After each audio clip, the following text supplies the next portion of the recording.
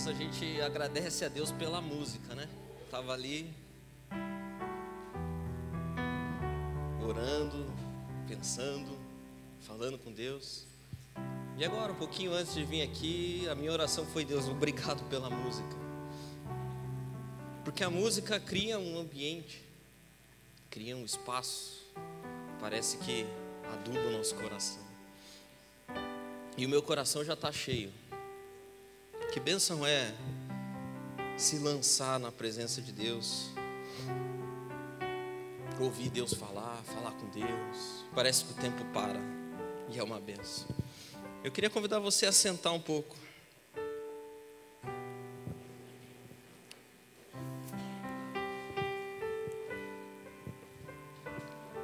E que Deus nos dê ainda mais, que fale ainda mais conosco. E eu queria convidar você a abrir a tua Bíblia no livro de Hebreus, quase lá no final das epístolas, Hebreus capítulo 4.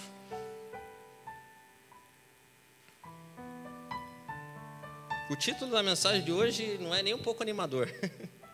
Na verdade é bem desanimador, desânimo. Desânimo. Hoje nós vamos falar um pouco sobre desânimo. E se você encontrou no livro de Hebreus, eu queria convidar você a fazer mais uma oração, pedindo que Deus fale conosco através dessa palavra. Pai, obrigado pelo teu amor. Obrigado, Pai, pela tua graça. Obrigado pelos louvores, ó Deus, que cantamos ao Senhor.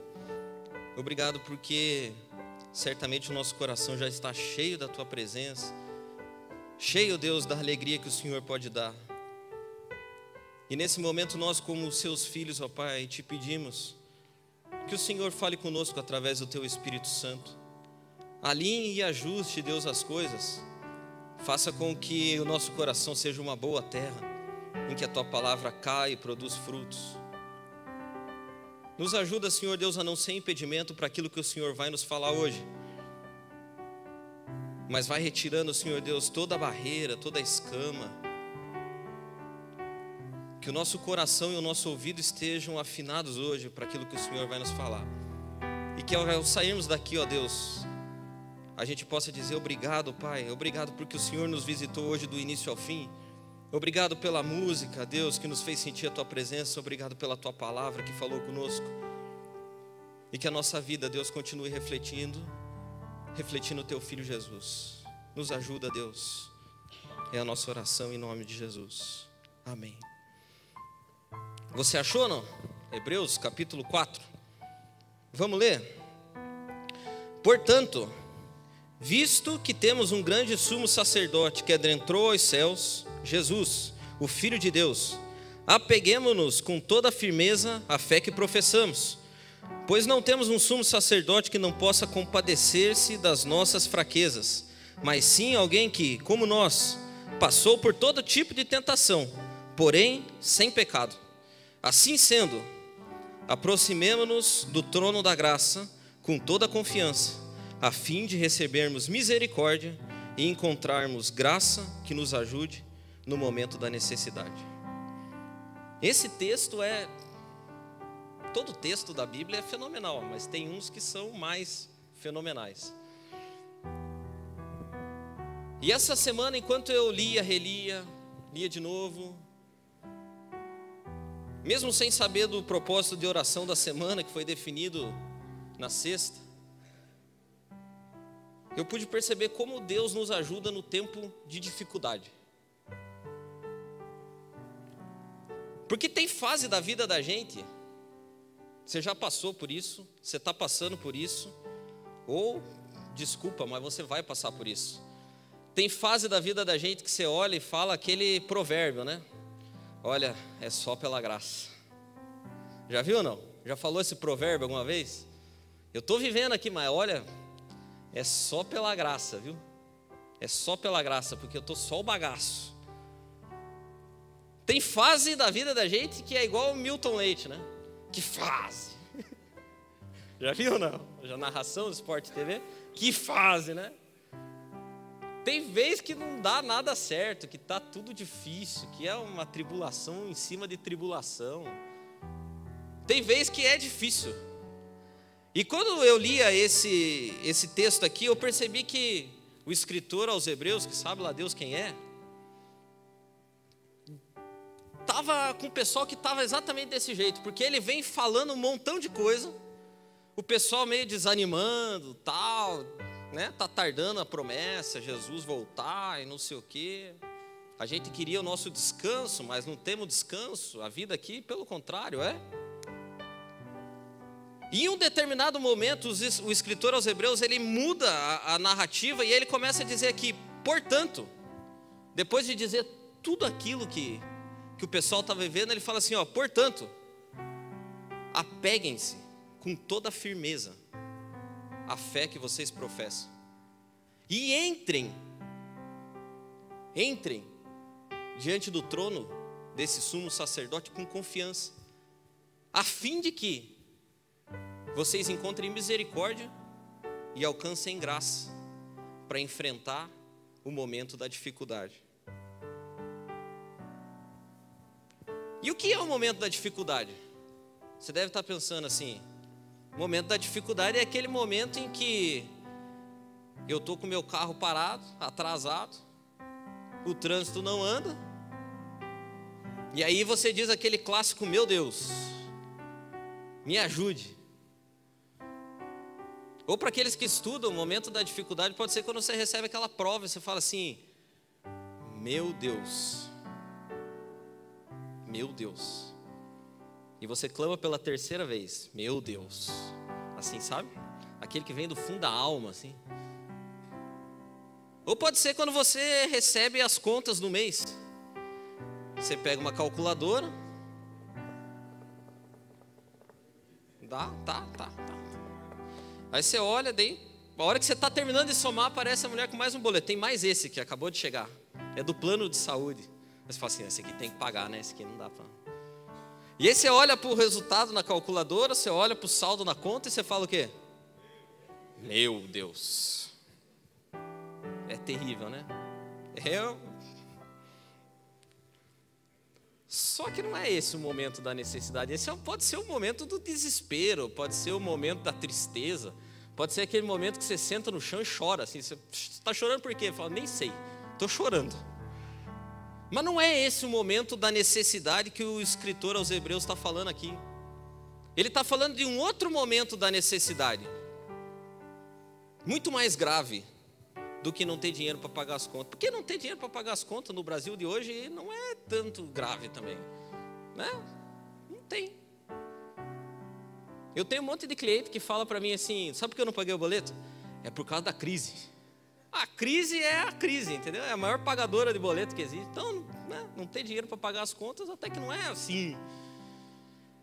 Agora, o momento da necessidade que o escritor está falando aqui é aquele momento que você olha para a tua vida e você está ficando tão desanimado, tão desesperançoso, que a tua fé está começando a ser abalada. Não é simplesmente quando você não conseguiu aquilo que você queria. É quando você olha para a tua vida e a fé que você tem num Deus justo está começando a ser colocada à prova. O momento da necessidade é aquele momento que você olha para a vida e fala assim, o porquê de tudo isso? O porquê que isso está acontecendo comigo? Por que Deus escolheu a mim para viver essas coisas todas? É exatamente aqui que o escritor aos Hebreus fala, portanto, apeguem-se com firmeza. Não é de qualquer jeito, é com firmeza, porque a gente vai precisar. Quando o barco dá aquela balançada e você começa a se perguntar, vale a pena o que eu tenho feito? Esse é o momento da necessidade. E você sabe que quando a gente é colocado diante desses momentos, a gente fica desanimado. Desânimo não é um negócio simples assim, que você fala assim, não, está animado? Não, não estou animado, estou desanimado. Não é assim. Desânimo é um negócio que machuca assim, deixa a gente triste. E desânimo é um negócio que todo mundo tem. Se você não teve, você vai ter, tá? Se segura, porque você vai ter. Então presta atenção no que o escritor aos Hebreus está falando aqui, porque um dia o desânimo bate. E o desânimo, ele surge de onde você menos espera. Desânimo surge quando você está muito cansado. Você está muito cansado assim de lutar. É igual alguém que nada contra a correnteza. Chega uma hora que o cara desanima. O cara fala assim, eu não venço isso aqui. Desânimo surge quando você fracassa demais. Repetidas vezes. Repetidas vezes. Tem uma hora que você fala assim, larguei os bets. Desanimei. É incrível que desânimo pode surgir até de sucesso. Você está trabalhando com afinco numa coisa, assim, com toda a força. E aquilo que você fez deu certo e prosperou. E aí você olha e fala assim, tá, e agora? O que eu vou fazer? É jogado num limbo, assim, sabe? Aquilo que eu fazia deu certo, foi para frente, e agora? Coisas novas, os novos desafios nos deixam desanimados às vezes. E o interessante é que desânimo, que às vezes a gente confunde com tristeza, não é a mesma coisa. Tristeza é um negócio totalmente diferente de desânimo. Quando você está triste, já percebeu que a tristeza dói? Tipo dor física, já teve triste, muito triste? Quando você está muito triste, aquele negócio dói, dá um mal-estar, assim, parece que você... Não sei explicar. Mas a tristeza dá uma dor profunda. O desânimo é diferente. Eu não sei com você, mas comigo é assim. Às vezes eu estou desanimado. E alguém chega e pergunta assim, está animado? Não, não estou animado não. Está desanimado. Mas por que você está desanimado? Não sei. Não é assim? Tem vezes que desânimo bate e você não sabe nem o porquê que você está desanimado. Ou tem umas fases na vida da gente, daquelas que fazem, que é tanta coisa, que você fala assim, ó, eu estou desanimado, tem um monte de motivo, mas para te falar bem a real, não sei nem qual é que é o mais, assim. Eu sei falar deles, mas não... Desânimo é esse negócio cinza, que vai roubando a força da gente, e quando você menos espera... Você está sentado chorando, já nem sabe por que mais. Você não tem vontade de levantar. Você não tem vontade de desenvolver nada novo. Parece que tudo perdeu a graça. Porque os momentos de dificuldade que o escritor aqui fala, roubam a nossa alegria. E nos jogam num negócio chamado desânimo. E o incrível é que desânimo não só faz mal para a gente, mas impede que a gente se relacione direito com Deus. Porque se você lembrar bem, o apóstolo Paulo em Gálatas fala que um dos frutos do Espírito é o quê? Longanimidade. A presença de Deus em uma pessoa cheia do Espírito Santo é longânimo. E é engraçado que a gente tem uma ideia às vezes equivocada a respeito de longanimidade. Eu não sei se você já pensou nisso. O que significa longanimidade? Às vezes a gente pensa que longânimo é aquela pessoa que está sempre animado, está sempre feliz, que chega sempre sorrindo e que está sempre de bom humor, que não tem nada para reclamar, que olha a vida e fala assim, que maravilha de vida é essa? Essa é a vida que eu pedi para Deus. Mas está tudo ruim? Não, mas não tem problema. Isso não é longanimidade, isso é ilusão. É outra coisa. Longanimidade é a capacidade de você passar por períodos de dificuldade, de provação, longos períodos, sem perder o ânimo. Você é longânimo. Você tem um ânimo longo. E isso é bem mais difícil de ter. Suportar provação por períodos grandes demais, sem perder o ânimo, é algo que só o Espírito Santo pode produzir dentro de nós. Então desânimo não só nos faz mal, mas também impede que a gente experimente as coisas que Deus tem para nós. E sabe que eu fiz listas. A minha pregação hoje é de listas. Eu não sou muito de pregar em listas, mas hoje ela é uma lista.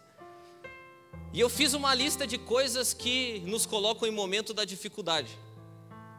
Essa é a minha. Depois você pode desenvolver uma para você também. Mas existem algumas coisas que nos colocam nesse espaço assim, de desânimo. E a primeira coisa delas que eu coloquei aqui, que nos joga nesse lugar, é a fatalidade. Sabe fatalidade? Sabe o que é uma fatalidade? É uma coisa que acontece sem que haja a menor explicação para aquilo. Fatalidade é uma coisa que nos tira o chão, que chega sem ser convidada, bate na nossa porta e entra. E quando ela entra, ela muda tudo que está acontecendo. A fatalidade, ela muda a forma como a gente enxerga as coisas, muda os nossos planos, muda aquilo que a gente tinha planejado, aquilo que a gente queria fazer, ela chega e rouba tudo aquilo. E quando eu pensava na fatalidade que causa desânimo, eu lembrei de Jó. Porque se tem alguém que sofreu fatalidade na vida, foi o tal do Jó. E é engraçado que ele até fica animadinho um pouco, né? Você vai lendo ali, ele está um pouquinho animadinho. E é incrível, porque eu admiro ele estar animado, porque é mensagem ruim atrás de mensagem ruim. Primeiro chega um cara e fala assim: ó, Jó, nós estava lá no campo e chegou um pessoal e matou todos os funcionários e levou os boi embora. E a Bíblia diz que enquanto aquele ainda estava falando, imagina, enquanto aquele ainda estava falando, veio o segundo. Veio o segundo e falou assim: olha, apareceram ladrões e levaram tudo embora. E enquanto aquele ainda estava falando, veio o terceiro com uma mensagem horrível e fala assim: caiu um raio do céu. Imagina, caiu um raio do céu e matou todos os animais, só sobrou eu para vir contar. E enquanto aquele ainda estava falando, chegou um quarto que disse o seguinte: ó, os teus filhos estavam todos, e ele um monte, mas eles estavam todos reunidos numa mesma casa, e bateu um vento tão forte que derrubou o telhado da casa, caiu em cima dele e eles morreram todos. Que fase! E Jó rasga a roupa. A fatalidade é mais ou menos como alguém que vai casar, está cheio de planos, compra uma casa, compra os móveis, e 2 dias antes da mudança acontece um incêndio no prédio e pega fogo na casa. E aí a pessoa fala assim: agora eu não vou mais casar, o que eu vou fazer com esses móveis? Onde é que eu vou morar? Sabe, é esse negócio que chega e tira o chão da gente, que muda os nossos planos. Esse é um momento de grande dificuldade. Existem fatalidades menores, mas que produzem efeitos tão perversos quanto. Nós oramos aqui agora por pessoas que precisam de um trabalho. E essas pessoas que precisam de um trabalho provavelmente um dia chegaram para trabalhar e descobriram que não tinham mais um trabalho. E tudo aquilo que a pessoa planejava, tudo aquilo que ela contava, já não existe mais. E agora ela vai precisar de alguma forma organizar a vida dela sem poder contar com aquilo. Isso é uma fatalidade, menor, mas ainda uma fatalidade. A segunda coisa que eu pensei aqui que nos colocam diante desses momentos em que a nossa fé é provada, é quando a gente é obrigado a conviver com muita injustiça. E sabe que injustiça não só aquela de tribunal em que alguém que merecia ser condenado não foi, mas injustiça de quando somos aviltados no nosso direito. Quando a gente está fazendo tudo certinho, esperando e contando com uma retribuição que não vem. Quando você olha para o lado e percebe que todo mundo na tua volta vai bem, e você não. Quando você olha para as pessoas que estão na tua volta e sem explicação elas são abençoadas, e você olha para você e você nada. Quando você se esforça, luta, busca, faz a tua parte, levanta cedo, distribui currículo e o outro é contratado e você não. É dessa injustiça que eu estou falando. Quando parece que Deus tarda em responder as nossas orações mais elementares. E essa semana eu passei na companhia de algumas pessoas na Bíblia que viveram isso. E quando eu pensava nisso, eu fui levado a ver os Salmos. E eu caí lá em Asaf. E Asaf era um cara que estava experimentando esse tipo de momento de dificuldade, porque no Salmo 73, ele olha para Deus e fala o seguinte, fala, Deus é bom para o pessoal de Israel. Mas quanto a mim, eu estou quase desviando. Porque eu olho e os outros são abençoados. Eu olho e até os maus são abençoados.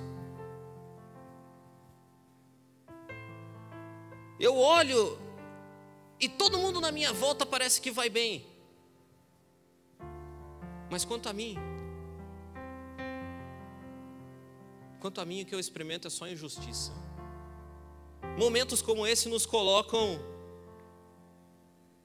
em xeque. Esse é um momento de dificuldade, porque nesse momento você fala assim, Deus, onde está o Senhor?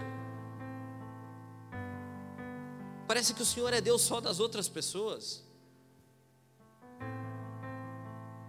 Parece que o Senhor não se importa com o meu sofrimento, com a minha necessidade, com a minha angústia.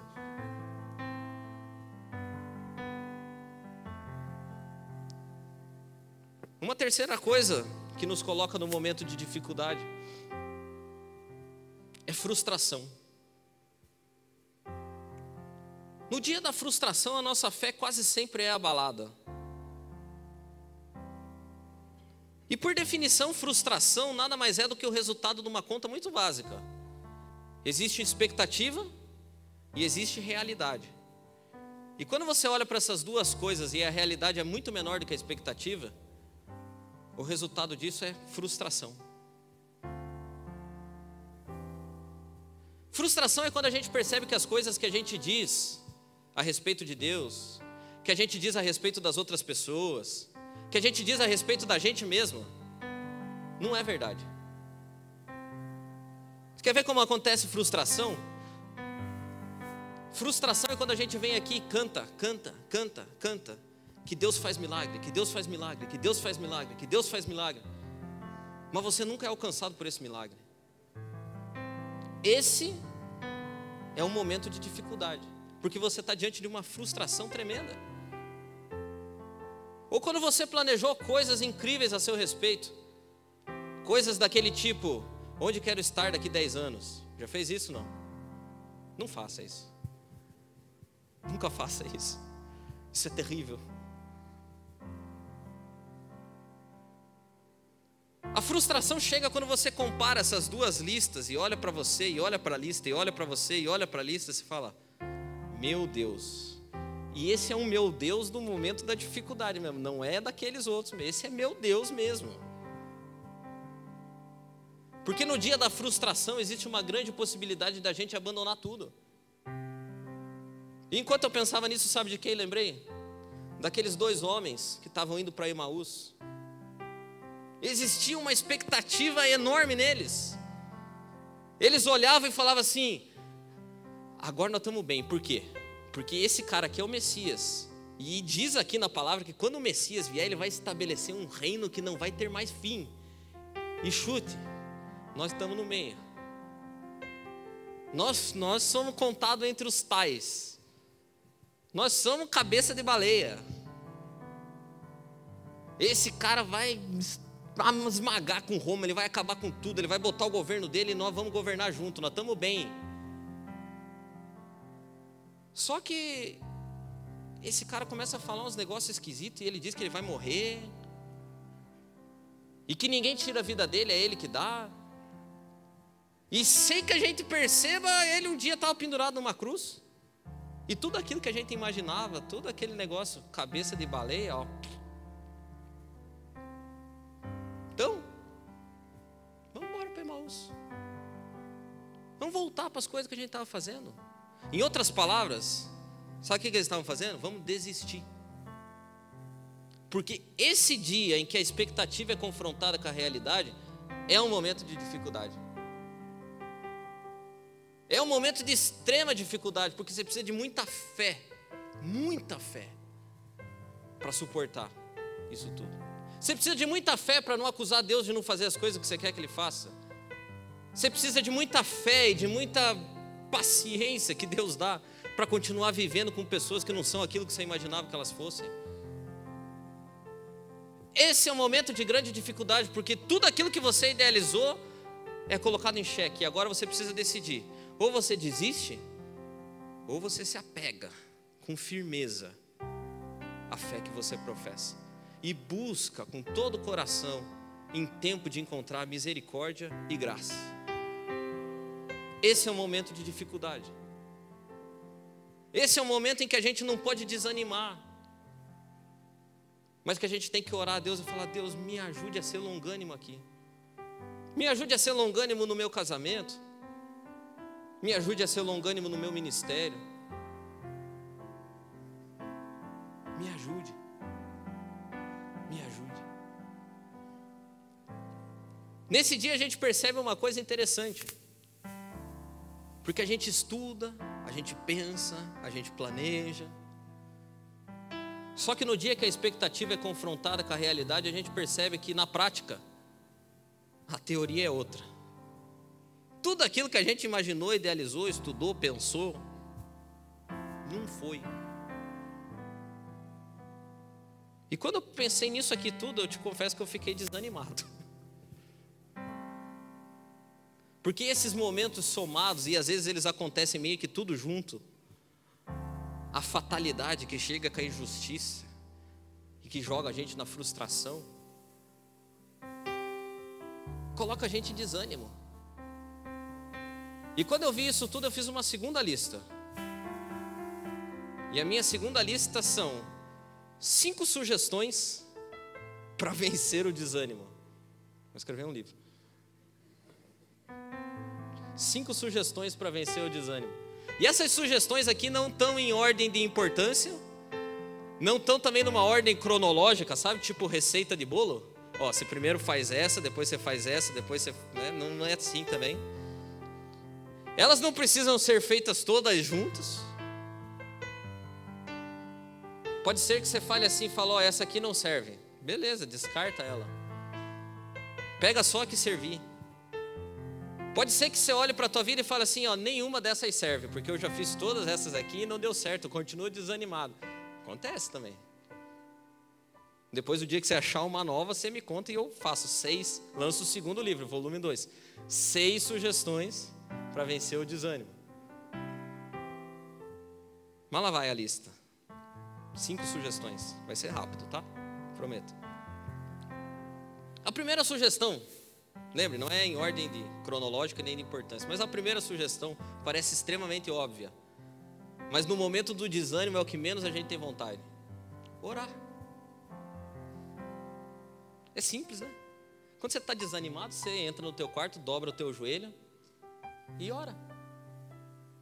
Só que quando a gente está desanimado, o pensamento que vem na nossa cabeça é assim: orar para quê? Porque eu já orei antes e não deu nada.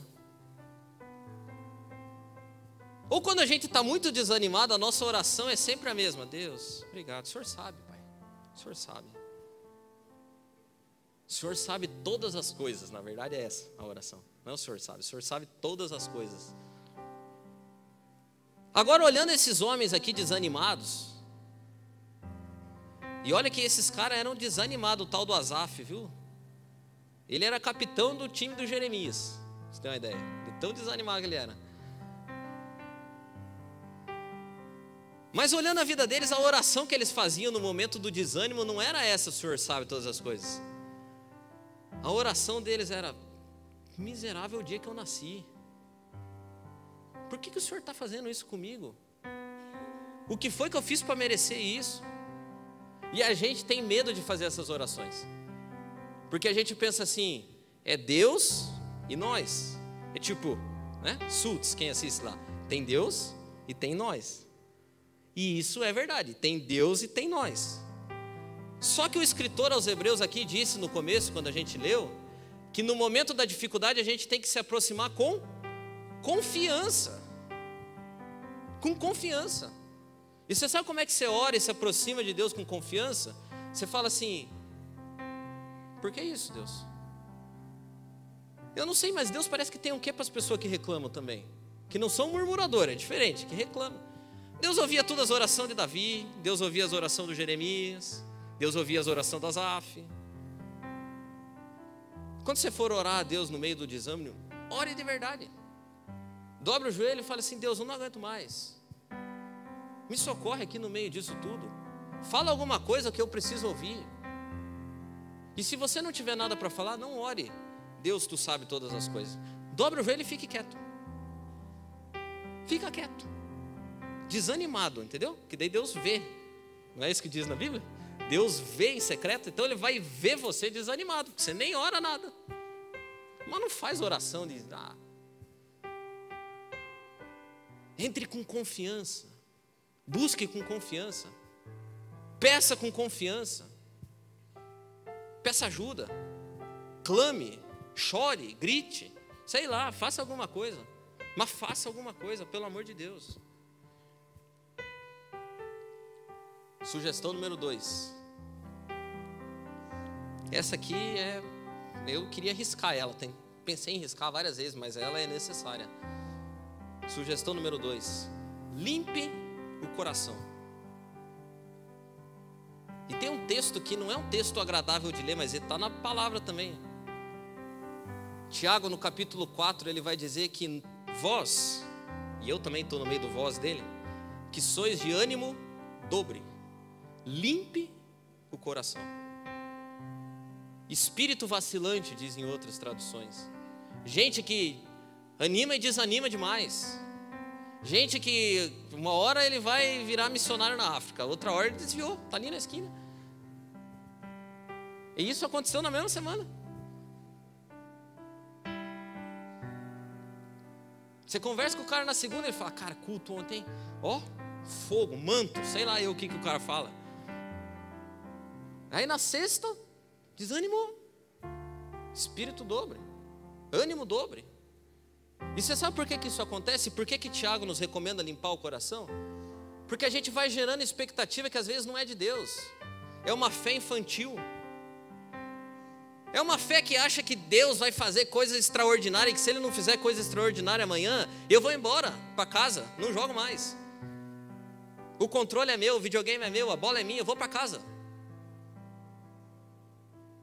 Às vezes é bom a gente levar um chacoalhão assim, quase perder a fé nesse Deus que não é Deus nenhum, é um Deus que a gente inventou. Então me desculpa, tem vezes que quando a gente está desanimado, o que você precisa fazer é limpar o coração de tranqueira, expectativa furada, de achar que as pessoas têm que ser do jeito que você acha que elas têm que ser, que o mundo gira em torno do seu umbigo. E aí você fala assim: ah, Deus, eu estou tão desanimado que a minha expectativa não está certa. Mas que a tua expectativa é uma porcaria, desculpa. Então tem vezes que você tem que limpar mesmo, falar assim: Deus, tira a tranqueira daqui, me ajuda a remover coisa que não é do Senhor, me ajuda a vencer o desânimo que está sendo gerado por essas coisas que eu achei que deveria ser, que no final das contas é tudo balela, que não importa para nada, que não serve para nada. Me dá preocupações reais, me dá sonhos reais, me ensina coisas novas e diferentes dessas aqui. Tem vezes que o que a gente precisa é levar um safanão,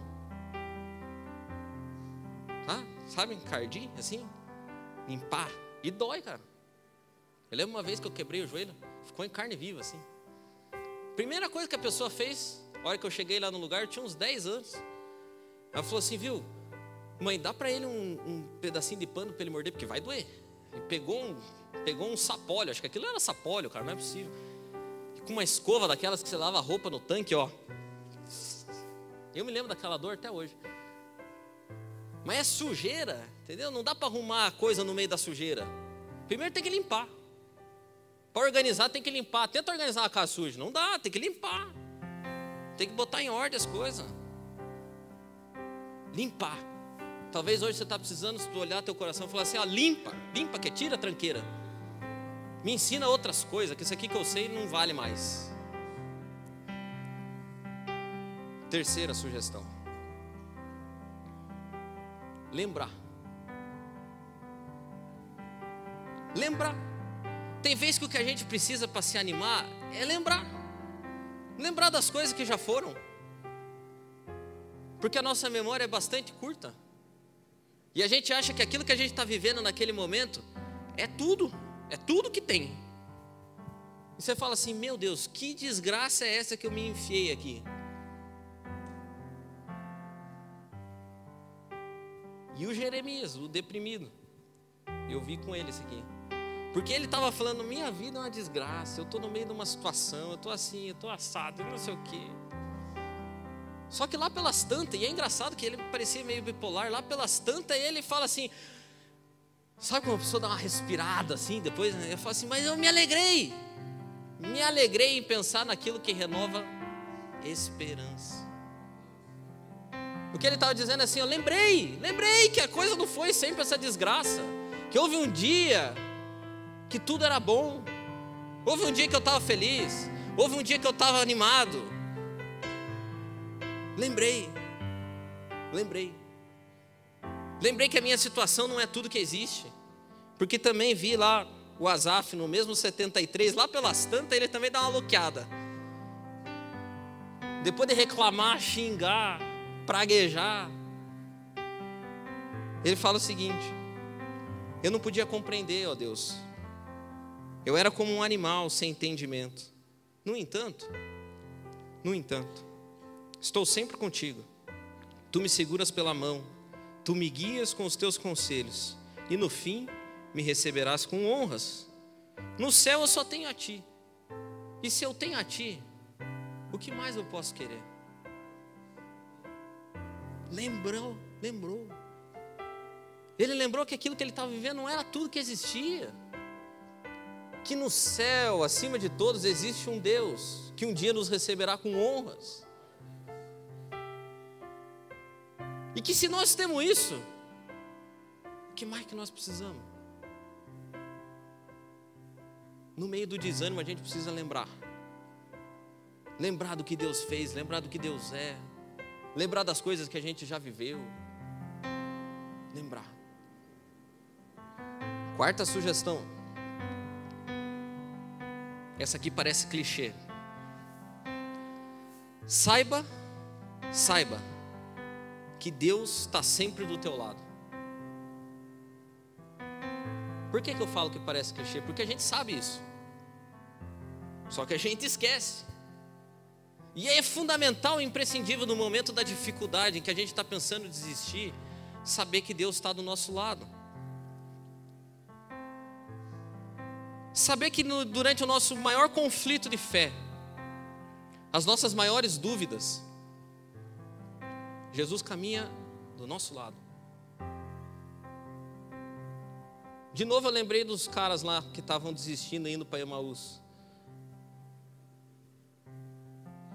Iam desanimados ali, falando, tá. E lá pelas tantas aparece alguém junto. Vamos conversar junto. E uma hora eles perguntam o seguinte, fala assim, você é o único que não sabe o que aconteceu em Jerusalém aí nos últimos dias? E aquele cara misterioso que tinha aparecido do nada, fala assim, não, o que aconteceu? É que Jesus morreu. Tem vezes que a coisa que a gente sabe não conta muito. Esse era exatamente um momento desse.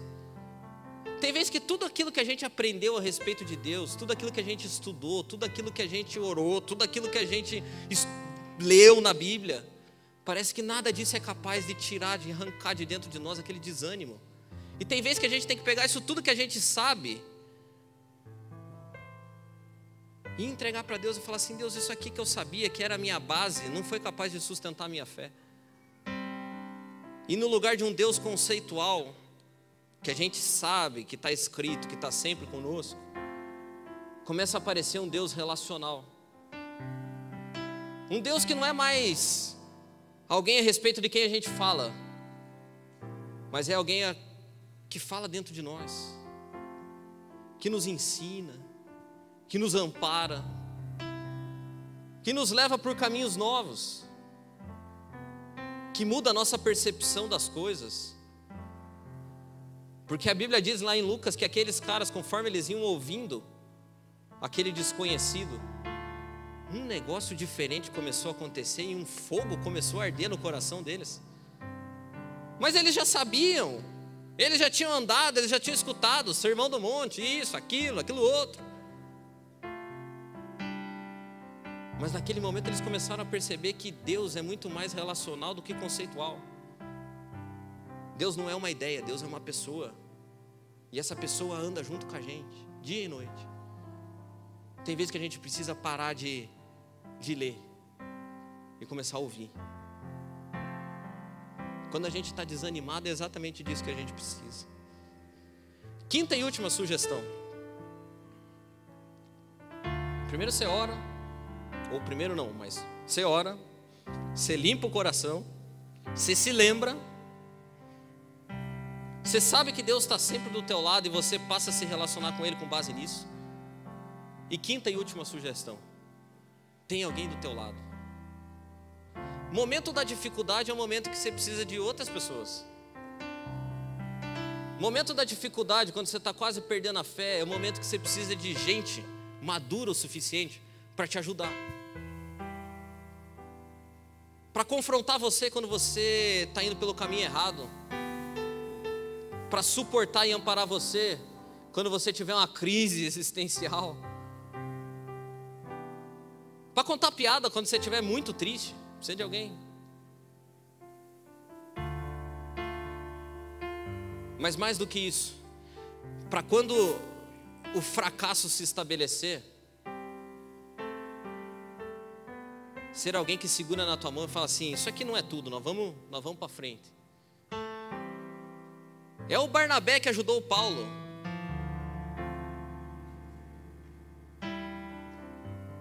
É aquela pessoa que no dia que mais você precisar, você vai ligar para ela e ela vai ouvir o que você tem para falar. Agora eu te digo, cuidado com quem que você vai falar. Porque se você achar um outro desanimado pelo meio do caminho, aí você se mata de vez. No momento da dificuldade, procure pessoas maduras para abrir o teu coração. E enquanto eu pensava nisso aqui, eu fui levado a uma pergunta. E eu queria passar ela para você. Você tem uma pessoa assim, não? Aí você fala: eu tenho minha mulher, tenho meu marido. Não conta. Porque muitas vezes a mulher, o marido, tal, vai estar no mesmo barco que você, está tudo desanimado, porque estamos tudo na mesma situação. Desesperador deve ser pensar: quem são os meus amigos?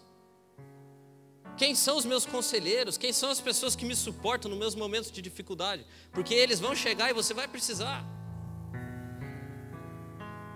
Então, se você não tem, a parte A do conselho 5 é: procure. Procure porque você vai precisar. Procure gente que você possa contar. Pessoa madura e experiente, que vai te ajudar no dia da dificuldade. Sabe que passando por essas listas todas e vendo coisas a respeito do desânimo, eu percebi que não tem como ser livre dele. Tem vezes que ele bate mesmo. E ele sempre chega para roubar a paz que a gente tem e para tentar dar uma rasteira na fé. E a gente vai percorrendo um caminho, às vezes sem perceber, porque a gente começa com o ceticismo. Você já fala: não é assim não. Essas coisas que o pessoal fala não é bem assim. Dali um pouco você está meio indiferente. E lá no final de tudo, o desânimo, sem você perceber, virou apostasia. Você já abandona tudo, você volta para Emaús. Não percorra esse caminho. Sonde o coração hoje e peça: Deus, me ajude aqui a livrar isso aqui, sair dessa situação. E você sabe que Jesus sabia que esse era um grande perigo, porque Ele nos advertiu momentos antes de ir embora. Ele chama o pessoal, começa a falar um monte de coisa, tipo o escritor aqui aos Hebreus. E lá no finalzinho, no João capítulo 16, lá no final, o último versículo, ele fala o seguinte: olha, eu tenho dito essas coisas aqui para vocês, para que em mim vocês tenham paz. Porque uma coisa é certa: no mundo vocês vão ter aflição. Vocês vão ter aflição. Não tem como ficar livre disso aqui, vocês vão ter aflição. Contudo, e é interessante, contudo, tenham ânimo, porque eu venci o mundo. Não desanime, não desanime. Bata na porta, entre com confiança, busque insistentemente, clame mais alto, a fim de que você encontre misericórdia e alcance graça para atravessar o momento da dificuldade. Esses foram os meus conselhos. É o jeito que eu enfrento os desânimos que batem na minha porta de vez em quando. E eu queria convidar você a orar nessa noite comigo, ficar de pé e orar. Tem mais um clichê que diz: eu não sei o que você está passando. E eu não sei mesmo. Não sei. O fato é que desânimo bate e a gente às vezes apanha feio. O que eu queria convidar você a fazer hoje é adentrar nesse trono de graça e pedir ajuda para atravessar os momentos de dificuldade. Que a tua oração hoje seja: Deus, eu não vou retroceder, eu não vou voltar para Emaús, eu não vou abandonar. Eu sei que a realidade é totalmente diferente da expectativa que eu tinha. As fatalidades me alcançaram. Existe um senso de injustiça enorme no meu coração, mas uma coisa eu não vou fazer: eu não vou dar nenhum passo atrás. Agora eu preciso de ajuda para atravessar o momento da dificuldade. E a bênção é que quando a gente pede, Deus dá. Aleluia. É aquela paz que a Bíblia fala que excede todo entendimento. A pessoa olha e fala assim: não existe lógica para a paz desse cara. Amém, que bênção. É exatamente dessa paz que a gente precisa. Porque o desânimo tenta roubar, mas a gente lembra que Jesus já advertiu: tenham ânimo, permaneçam firmes, não desistam, não volte atrás. Pai, no nome de Jesus, nós como os teus filhos nessa noite aprendemos aqui que nós podemos entrar diante do teu trono de graça e clamar a Ti, a Deus, e suplicar por misericórdia e graça que nos ajudem no momento da dificuldade. E nós, ó Deus, como crianças, nós tomamos posse, Deus, dessa palavra nessa noite e nos achegamos com a consciência limpa e tranquila diante do Senhor, sabendo que nós temos um sumo sacerdote que se compadece de nós, que sabe das nossas fraquezas, que sabe das nossas necessidades, que contempla, Deus, o nosso levantar e o nosso deitar, o nosso caminhar, que sabe das coisas que nos causam tristeza, que nos colocam para baixo, que nos desanimam. Mas nessa noite nós suplicamos, Deus, misericórdia e graça para atravessar esse momento difícil que passa o nosso país, que passa as nossas vidas. Domingo após domingo, Deus, nós vamos estar aqui e continuamos clamando misericórdia e graça, Deus. Nós podemos ficar perplexos, como diz a Tua palavra, mas nós declaramos que não vamos ficar desanimados. Pode ser que a fatalidade chegue, Deus, e nos faça ficar de boca aberta, mas uma coisa nós não vamos ficar desanimados, Deus. Aleluia. Nós clamamos pelo fruto do Teu Espírito Santo, nos faz longânimos. Sim, meu Deus. Enche a nossa vida, ó Deus, enche a nossa vida do Teu Espírito, manifesta em nós, ó Deus, os Teus frutos, nos ajude, Deus, porque nós não queremos voltar para Emaús, não queremos. Aleluia. Não nos deixe, ó Oh, Deus, que o glória. desânimo nos roube a fé, que nos faça praguejar, Senhor, contra o Senhor, e que nos leve, Deus, até a apostasia. Nós recusamos isso. Nós recusamos, Deus, mas nós tomamos posse e nos agarramos firmemente, Deus, a fé que professamos. E a nossa fé é viva, é Jesus Cristo que morreu e ressuscitou, e um dia vai voltar e nos levará junto com Ele. Aleluia. É nessa fé que nós nos agarramos, Deus, nessa noite. E nós suplicamos, Deus, misericórdia e graça. Misericórdia e graça, Deus, em nome de Jesus. Amém, amém, amém. Cada vez que minha fé é provada, tu me dás a chance de crescer um pouco mais. As montanhas e vales, desertos e mares que atravessam me levam pra perto de ti.